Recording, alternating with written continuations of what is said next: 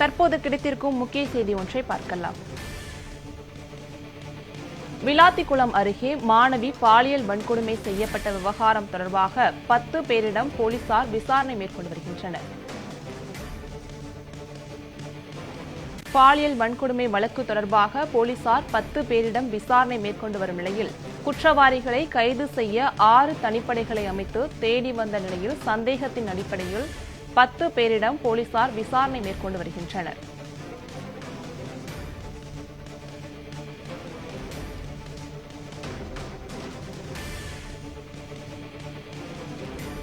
பாலியல் வன்கொடுமை வழக்கில் குற்றவாளிகளை கைது செய்ய 6 தனிப்படைகள் அமைத்து தேடி வந்த நிலையில் சந்தேகத்தின் அடிப்படையில் 10 பேரிடம் போலீசார் விசாரணை மேற்கொண்டு வருகின்றனர். தூத்துக்குடி மாவட்டம் விளாத்திக்குளம் அருகே வேடநத்தம் கிராமத்தில் 12ஆம் வகுப்பு மாணவி காட்டுப்பகுதியில் பாலியல் பலாத்காரம் செய்யப்பட்டு கொலை செய்யப்பட்ட சம்பவத்தில் குற்றவாளிகளை விளாத்திக்குளம் அருகே 6 தனிப்படைகளை அமைத்து தேடி வந்த நிலையில் சந்தேகத்தின் அடிப்படையில் 10 பேரிடம் தற்போது போலீசார் விசாரணை மேற்கொண்டு வருகின்றனர்.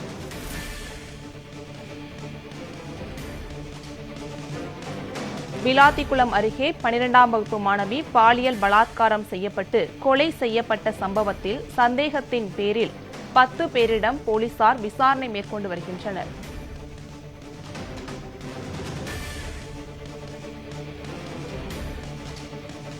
தற்போது கிடைத்திருக்கும் முக்கிய செய்தியாக பார்த்து வருகிறோம்.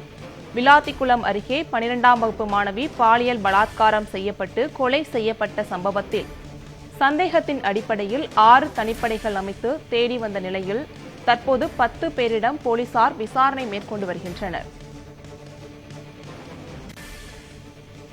விளாத்திக்குளம் அருகே 12ஆம் வகுப்பு மாணவி பாலியல் பலாத்காரம் செய்யப்பட்டு கொலை செய்யப்பட்ட சம்பவத்தில் சந்தேகத்தின் பேரில் 10 பேரிடம் போலீசார் விசாரணை மேற்கொண்டு வருகின்றனர். இது குறித்த கூடுதல் விவரங்களை வழங்குவதற்காக எமது செய்தியாளர் மோகன் இணைப்பில் இணைகிறார். வணக்கம் மோகன், விவரங்களை சொல்லுங்க. தூத்துக்குடி மாவட்டம் விளாத்திக்குளம் அருகே உள்ள வேடநத்தம் கிராமத்தில் 12ஆம் வகுப்பு படித்து வரும் மாணவி கடந்த 10ஆம் தேதி மாலை இயற்கை உபாதை கழிப்பதற்காக சென்ற மாணவி நெடுநேரம் ஆகியும் வீடு திரும்பாததால் அவர்கள் பெற்றோர்கள் உறவினர்கள் அச்சமடைந்து ஊரில் அக்கம் பக்கத்தில் உள்ள அந்த மாணவியை தேடி வந்தனர். மேலும் இது தொடர்பாக தங்கள் மகளை காணவில்லை என்று குளத்தூர் காவல் நிலையத்திற்கு சென்று புகார் மனுவை அளித்தனர். அங்கு காவலர்கள் இது அனைத்து மகளிருக்கு காவல் நிலையத்தில் புகார் அளியுங்கள் என்று சொல்லி அவர்களை அங்கு புகார் அளிக்க சொன்னார்.